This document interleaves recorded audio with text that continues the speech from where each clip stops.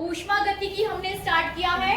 फिर से देखिए, भौतिकी की वह शाखा जिसमें आप ऊष्मीय ऊर्जा का यांत्रिक ऊर्जा में तथा यांत्रिक ऊर्जा का ऊष्मीय ऊर्जा में या फिर एक दूसरे में रूपांतरण का जिसमें हम अध्ययन करते हैं, ऊष्मागतिकी कहलाता है। ठीक है ना। तो ऊष्मागतिकी की ये पूरी आपके पास डेफिनेशन हो गई कि ऊष्मागतिकी में आप क्या क्या पढ़ने वाले हो। इसके बाद आपने एक एग्जाम्पल भी देखा कि किस तरीके से आप ऊष्मीय ऊर्जा को यांत्रिक ऊर्जा में कन्वर्ट कर रहे हो और किस प्रकार से यांत्रिक ऊर्जा को आप ऊष्मीय ऊर्जा में कन्वर्ट कर रहे हो। फॉर एग्जाम्पल, जब हम इस तरीके से अपने हाथों को रगड़ते हैं तो हाथों को रगड़ने से हमें क्या है, एक गर्माहट महसूस होती है। तो इतनी पूरी क्रिया में आपने देखा कि आपने जो है यांत्रिक ऊर्जा को ऊष्मीय ऊर्जा में बदला। ये हाथ है हमारे, ठीक है ना। अभी आपके हैंड में जो एनर्जी है वो यांत्रिक ऊर्जा है। Is that clear? अभी जिस कंडीशन में आप बैठे हुए हो उस कंडीशन में आपके पास क्या है, यांत्रिक ऊर्जा। और आपने क्या किया, हाथों को इस तरीके से ऐसे ऐसे रगड़ा, ठीक है ना। आप यांत्रिक काम कर रहे हो, ये फिजिकल वर्ड है, फिजिकल वर्क है। ऐसे हाथों को रगड़ना क्या है, फिजिकल वर्क। और जैसे ही आप इसको रगड़ते हो तो आप क्या करते हो, एक गर्माहट महसूस करते हो, ठीक है ना। तो इस गर्माहट महसूस करना मतलब इट मींस कि आपने यांत्रिक ऊर्जा को ऊष्मीय ऊर्जा में कन्वर्ट कर दिया, बदल दिया, रूपांतरित कर दिया। फिर दूसरा एग्जांपल क्या देखना है आपको कि किस तरीके से आप ऊष्मीय ऊर्जा को यांत्रिक ऊर्जा में कन्वर्ट कर रहे हो। किस तरीके से, किसको, ऊष्मीय ऊर्जा को यांत्रिक ऊर्जा में। तो फॉर एग्जांपल भाप के इंजन, ठीक है ना, एक जमाने में चला करते थे भाप इंजन। तो भाप इंजन, भाप में कौन सी एनर्जी रहती है, ऊष्मीय ऊर्जा, ठीक है ना। भाप में आपके पास जो भाप है, वेपर है या वेपोराइजेशन की जिसकी हम बात करें तो उस समय उसमें आपके पास उसमें जो एनर्जी रहेगी वो हीट एनर्जी रहेगी या ऊष्मीय ऊर्जा। That clear? ऊष्मीय ऊर्जा रहेगी। और उस ऊष्मीय ऊर्जा का उपयोग आप भाप इंजन जो आपका काम करेगा, भाप इंजन ब्लड ट्रेन को जो आगे बढ़ाने में जो काम एनर्जी यूज होगी वो कौन सी हो जाएगी, मैकेनिकल एनर्जी। हाँ, मतलब भाप इंजन का उपयोग आप रेलगाड़ी को आगे बढ़ाने में कर रहे हो। तो सीधा सीधा मतलब यहाँ पर ये निकलता है कि ऊष्मीय ऊर्जा को यांत्रिक ऊर्जा में बदला जा रहा है। बनेगा सभी से? चलिए नेक्स्ट हेडिंग दीजिए, ऊष्मागतिकी से संबंधित कुछ पद। ऊष्मागतिकी से संबंधित कुछ पद। यहाँ आपको कुछ पूछना तो नहीं है, आगे बढ़े। ऊष्मागतिकी से संबंधित कुछ पद।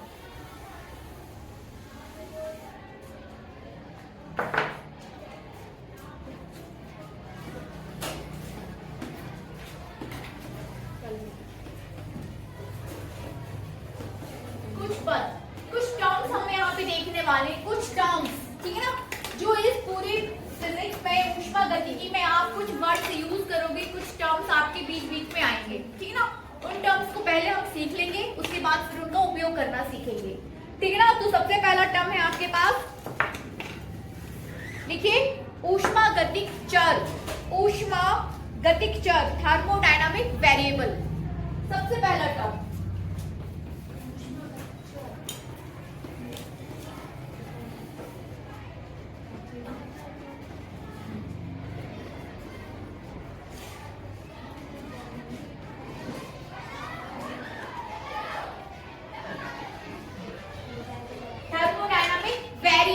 नोट करिए, किसी निकाय के ऐसे गुण, कमेंट कहाँ गए थे, बैठिए, फिर से नोट करिए, फिर से ऊष्मागतिकी के चर में लिखना है आपको, है ना। हाँ लिखिए, किसी निकाय के ऐसे गुण, किसी निकाय के ऐसे गुण जैसे संयोजन,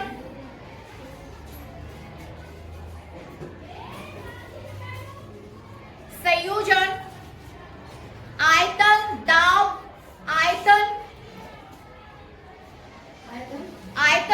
दाब व ताप। फिर से देखिए, किसी निकाय के ऐसे गुण जिसमें आपने कौन कौन से शब्द लिए, संयोजन मतलब जोड़ना, योग, ठीक है ना, संयोजन, आयतन, ताप व दाब। जो किसी निकाय के व्यवहार को प्रदर्शित करते हैं। ठीक है, फिर से सेंटेंस को मिलाइए। किसी निकाय के ऐसे गुण जैसे संयोजन, आयतन, ताप व दाब, ठीक है ना, संयोजन, आयतन, ताप व दाब जो निकाय का व्यवहार प्रदर्शित करते हैं, जो निकाय का व्यवहार प्रदर्शित करते हैं, ऐसा कॉमा लगा के लिखना है दाब के बाद, ठीक है ना, जो निकाय का व्यवहार प्रदर्शित करते हैं, निकाय के ऊष्मागतिक निर्देशांक, निकाय के ऊष्मागतिक निर्देशांक या ऊष्मागतिक चर कहलाते हैं। ठीक है ना, ऊष्मागतिक निर्देशांक या ऊष्मागतिक चर कहलाते हैं। ठीक है ना, इज दैट क्लियर? तो ये सभी जो निकाय का व्यवहार प्रदर्शित करते हैं, कोई सिस्टम, जैसे ये कोई सिस्टम है, अब इस सिस्टम का आयतन कितना है, ठीक है ना, इस पर ताप कितना है, इसका आयतन कितना है, इस पर दाब कितना है, तो ये सारे टर्म्स जो है इस निकाय का व्यवहार प्रदर्शित करते हैं। व्यवहार समझ रहे हैं ना, जैसे आपका व्यवहार, तो जो जो चीजें आपका व्यवहार प्रदर्शित करेंगी वो सभी क्या कहलाएंगी, ऊष्मागतिक चर या ऊष्मागतिक निर्देशांक। ठीक है, बनेगा, लिख लिया? आगे लिखिए, उदाहरण के लिए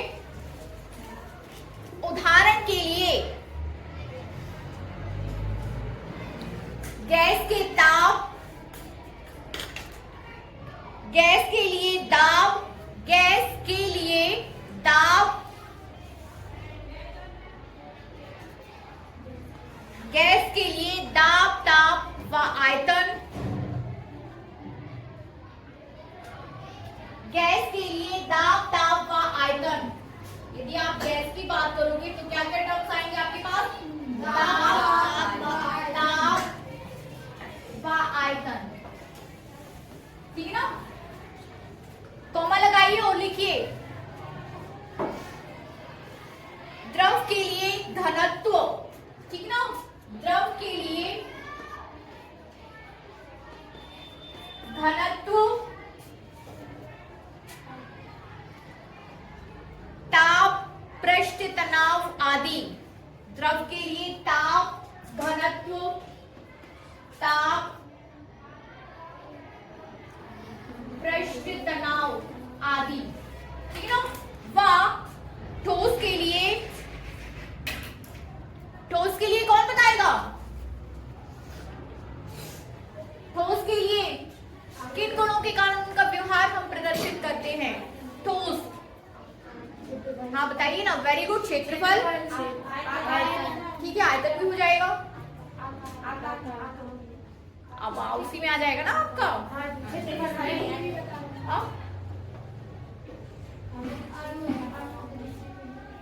ठीक है ना, प्रत्यास्था मेन कोड है उसका। ठीक है, लिखिए, तथा ठोस के लिए प्रत्यास्था क्षेत्रफल,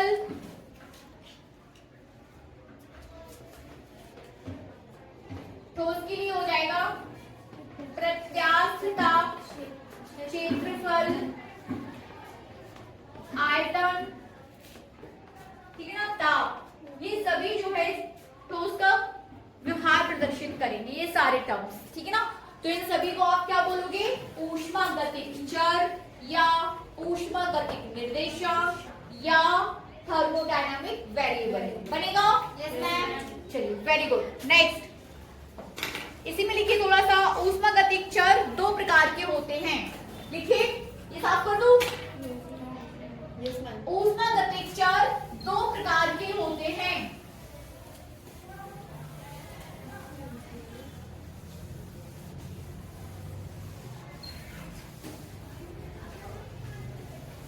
लिखिए,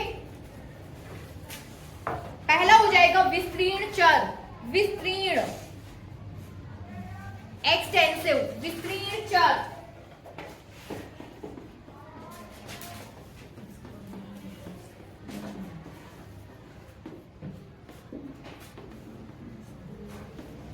एक्सटेंसिव, ठीक है ना, विस्तीर्ण चर।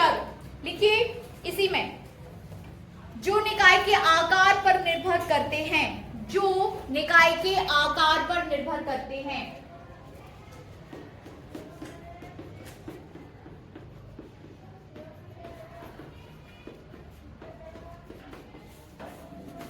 आकार पर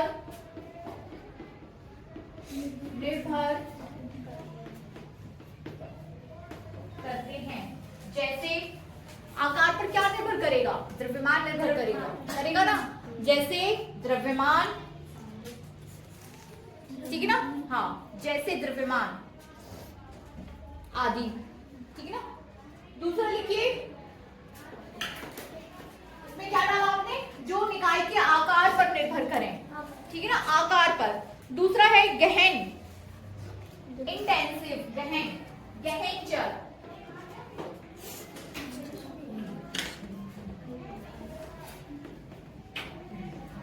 इंटेंसिव, ठीक है। इसमें लिखिए जो निकाय की अवस्था पर निर्भर करते हैं, जो निकाय की अवस्था पर निर्भर करते हैं, जो निकाय की अवस्था पर निर्भर करते हैं। जैसे, हाँ, जैसे गैसीय निकाय के लिए दाब, ताप आदि, ठीक है ना, जो अवस्था पर निर्भर करे।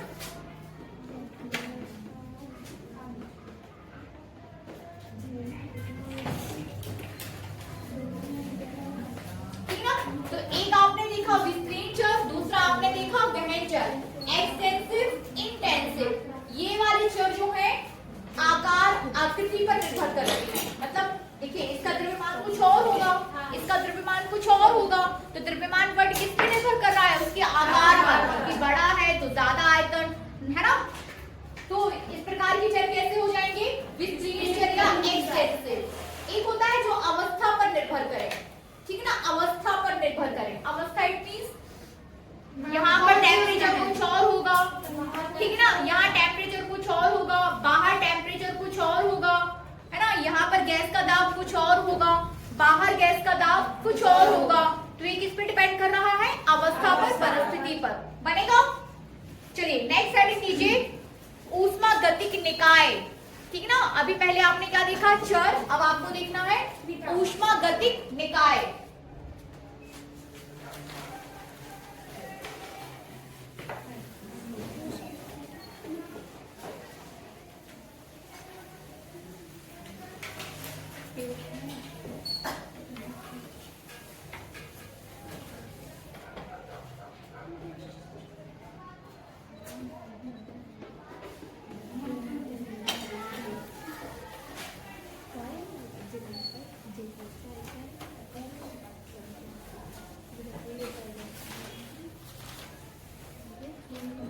ठीक है ना। दूसरी हेडिंग डालिए, ऊष्मागतिक निकाय।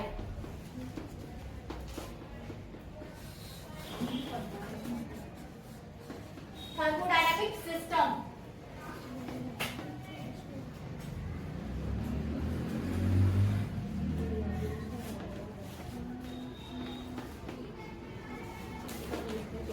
नोट करिए, थर्मोडायनामिक सिस्टम। किसको आप थर्मोडायनामिक सिस्टम या निकाय बोलोगे? क्या हम इस रस्टर को थर्मोडायनामिक निकाय बोल सकते हैं या नहीं? ये बात आपको अब समझ में आएगी, ठीक है ना। आपने ऊष्मागतिकी स्टार्ट किया है, ऊष्मागतिकी के जो टर्म्स हैं आप उसको पढ़ रहे हो। सबसे पहले आपने देखा ऊष्मागतिक चर, इसके बाद हम देखेंगे ऊष्मागतिक निकाय। लिखिए, किसी सीमा पृष्ठ से घिरे ऐसे पदार्थ, किसी सीमा पृष्ठ से घिरे ऐसे पदार्थ या वस्तु को, ऐसे पदार्थ या वस्तु को जिस पर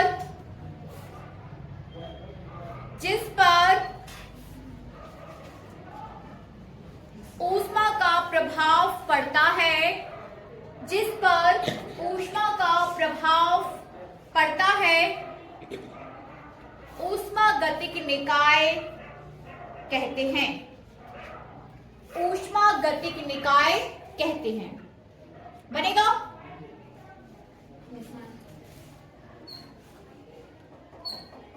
ठीक है ना। कोई भी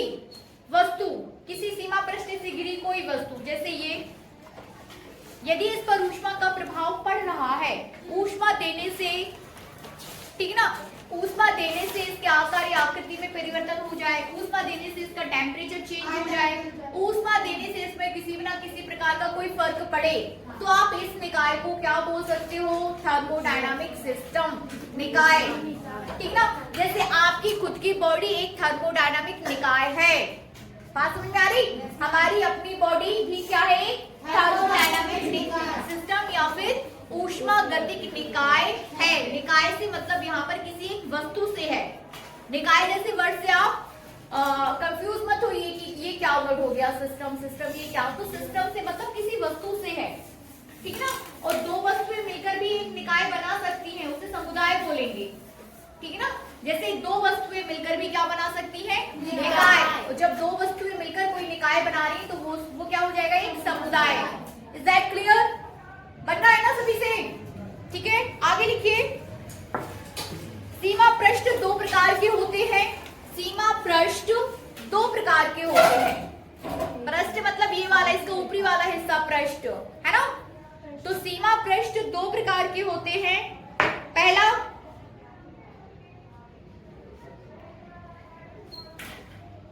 पहला लिखिए ऊष्मा पार्य।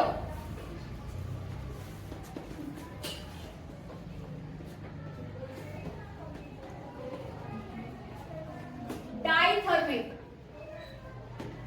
ऊष्मा पार्य, डायथर्मिक या चालक, कंडक्टिंग, इसी में या चालक हो जाएगा कंडक्टिंग, ठीक ना। आप सीमा पृष्ठ की बात करो, जैसे आपने ये तो बता दिया कि ये निकाय है, इसका सीमा पृष्ठ है। अब इसका सीमा पृष्ठ या तो ऊष्मा को ले सकता है या नहीं ले सकता, डिपेंड करता है ना कि इस सीमा पृष्ठ की क्या क्वालिटी है, ठीक है ना। तो इसी की क्वालिटी पे डिपेंड, इसी की क्वालिटी को आधार मानकर आप ऊष्मागतिक निकाय को दो पार्ट्स में डिवाइड कर रहे हो। तो पहला पार्ट क्या हो जाएगा आपका? ये ऊष्मा पार्य, डायथर्मिक या कंडक्टिंग, चालक। लिखिए चालक, लिखिए इसमें जिसमें ऊष्मा, जिससे ऊष्मा होकर, जिससे होकर ऊष्मा संचरित हो जाती है, जिससे होकर ऊष्मा संचरित हो जाती है, ठीक है ना। क्या हो जाएगी? जिससे होकर, मतलब यदि आपका जो पृष्ठ है, किसी निकाय का पृष्ठ कैसा है? कंडक्टिंग है या ऊष्मा पार्य, तो उसमें से होकर ऊष्मा क्या हो जाएगी? संचरित हो जाएगी, संचरित हो जाएगी, ठीक है ना। जैसे चाय की प्याली, चाय की प्याली जिस मटेरियल की बनी होती है उसमें से क्या ऊष्मा संचरित हो जाती है, आदान प्रदान होता है ना, तभी तो चाय क्या है? धीरे धीरे ठंडी हो रही है। तो इस प्रकार का ये जो चालक रहेगा, वो जो चाय का कप जो निकाय है, वो किस प्रकार का निकाय है? चालक, कंडक्टिंग, ठीक है ना, कंडक्टिंग। इंग्लिश में बोलिए कंडक्टिंग, ठीक है। दूसरा लिखिए रुद्रोष्म, एडियाबैटिक, रुद्रोष्म,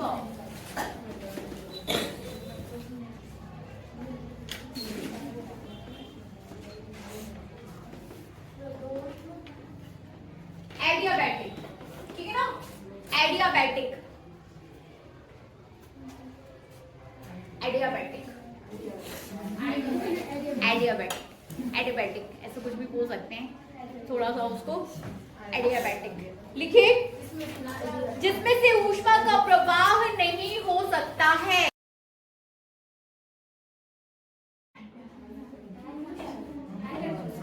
बातचीत मत करिए, ठीक है। तो देख लिया आपने कि आप इसको समझ गए, कंडक्टिंग क्या रहेगा और रुद्रोष्म क्या रहेगा, ठीक है। फॉर एग्जांपल भी आपने देख लिया, जैसे प्लास्टिक की बोतल, तो ये आपका कैसा हो जाएगा? कंडक्टिंग, इसमें से पानी, उसमें से ऊष्मा का आदान प्रदान हो रहा है। बट कोई थर्मस बोतल है, लेकिन उसमें से आपका ऊष्मा का आदान प्रदान नहीं हो रहा है, एक लिमिटेड समय के लिए, 12 घंटे 24 घंटे तक ऊष्मा का उसमें से आदान प्रदान नहीं होता है, ठीक है। चलिए नेक्स्ट लिखिए ऊष्मागतिक अवस्था।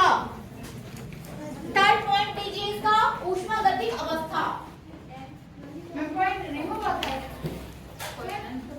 चर में देख रहे हैं ना, चर में ऊष्मागतिक अवस्था। हाँ, तो ये हो गए ना सीमा प्रश्न दो प्रकार के, ऊष्मा पार और एक रुद्रोष्मा। ठीक ना। अब तीसरा डालना है आपको, तीसरा। पहला आपने क्या लिखा था? बातचीत नहीं, पहला क्या लिखा था?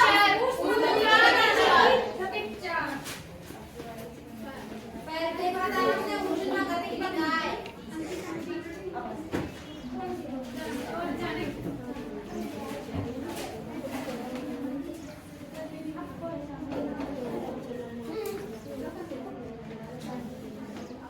ऊष्मागतिक चर, थर्मोडायनामिक निकाय, वेरिएबल। ठीक है। थर्ड पॉइंट आप देखिए, ऊष्मागतिक अवस्था, थर्मोडायनामिक स्टेट।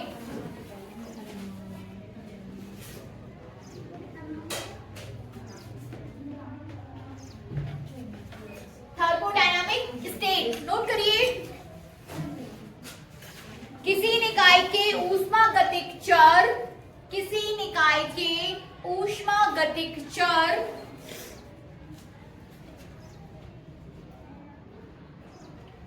ज्ञात होने पर, ऊष्मागतिक चर ज्ञात होने पर उस निकाय के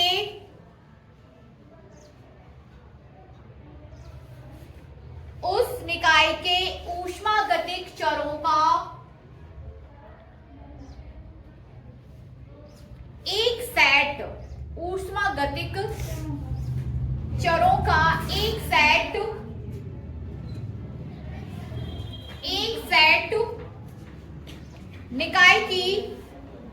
निकाय की एक ऊष्मागतिक अवस्था, एक सेट निकाय की ऊष्मागतिक अवस्था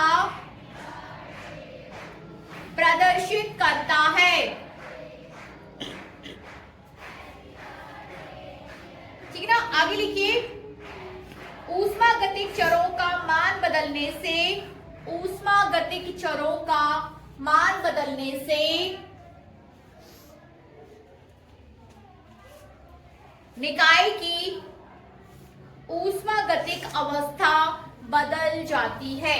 निकाय की ऊष्मागतिक अवस्था बदल जाती है। ठीक है ना। ऊष्मागतिक अवस्था क्या हो जाएगी? बदल जाएगी। अब देखिए, चरों की निकाय से, निकाय क्या लिखा है आपने? चरों के निकाय, चरों का मान बदलने से, चरों का मान बदलने से निकाय की ऊष्मागतिक अवस्था बदल जाती है। याद देखिए, फॉर एग्जांपल, जैसे आपके पास कोई एक निकाय है, फॉर एग्जांपल यही डस्टर आपका क्या हो जाएगा? निकाय। इसे आप क्या बोल रहे हो? सिस्टम। लेकिन इसका ताप, दाब, आयतन, ठीक है ना, इसका ताप, दाब, आयतन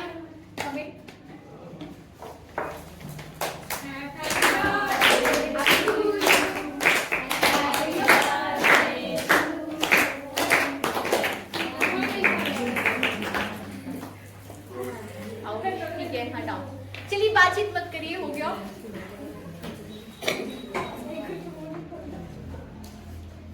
ठीक है, ये निकाय, इसको आप क्या बोल रहे हो? निकाय। क्यों बोल रहे हो निकाय?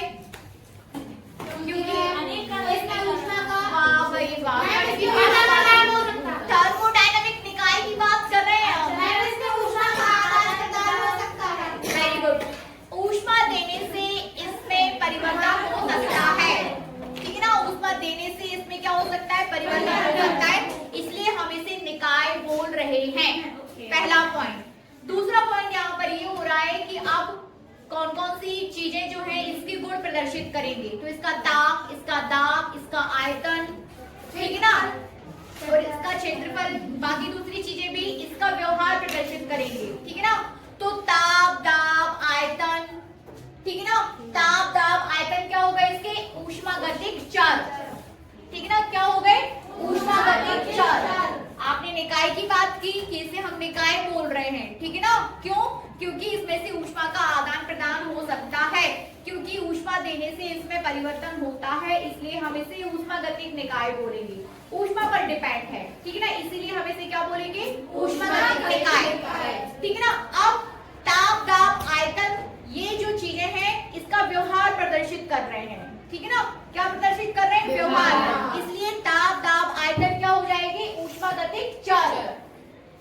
ठीक है ना। ऊष्मागतिक चर, अब हम बात कर रहे हैं ऊष्मागतिक अवस्था की, तो किसी एक पॉइंट पर ऊष्मागतिक चरों का सेट, किसी एक पॉइंट पर या किसी एक समय की हम बात करें तो ऊष्मागतिक चर जैसे ताप, दाब, आयतन, ताप, दाब, आयतन, इनका ये एक सेट जो है वो क्या प्रदर्शित करेगा, इस निकाय की अवस्था को प्रदर्शित करेगा।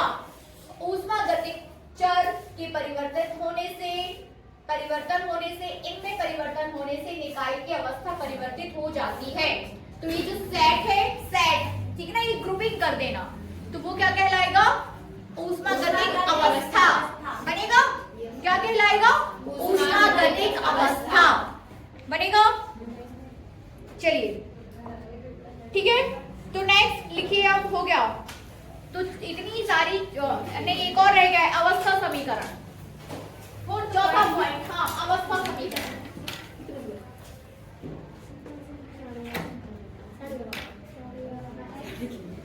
अवस्था समीकरण के लिए अपन बात करें, देखिए इजी टॉपिक है, ऊष्मागतिकी इजी कहलाता है, ठीक है ना। अवस्था समीकरण क्या होता है, अवस्था समीकरण वही जो आप जानते हो, समझते हो।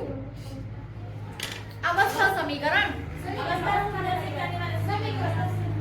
क्या पढ़ा था अपन ने, समीकरण क्या था, PV इक्वल्स टू NRT, वही अवस्था समीकरण, ठीक है ना। PV इक्वल्स टू NRT, ये वाला इक्वेशन जो है किसी एक समय पर किसी निकाय की अवस्था को प्रदर्शित करता है, इसलिए ये वाला समीकरण क्या हो जाएगा, ये अवस्था समीकरण हो जाएगा। लिख लोगे आप कि मैं नोट करा दूं, लिखिए।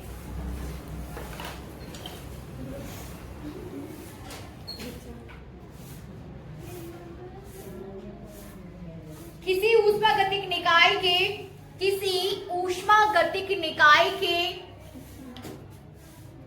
चरों में, किसी ऊष्मागतिक निकाय के चरों में संबंध प्रदर्शित करने वाले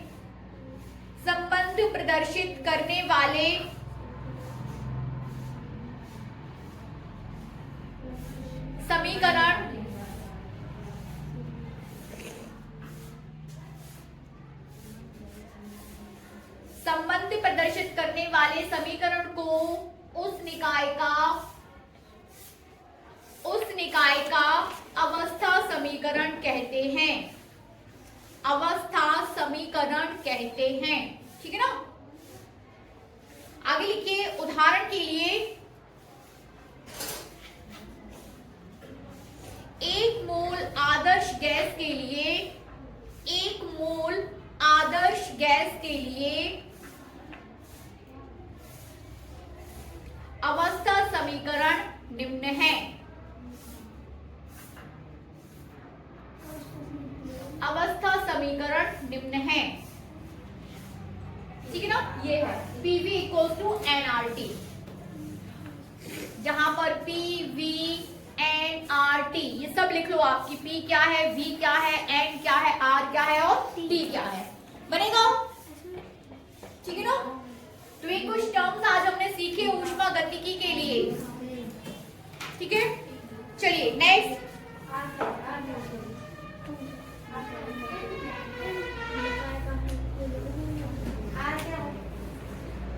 सार्वत्रिक गैस नियतांक, बाकी कल पढ़ते हैं, ठीक है।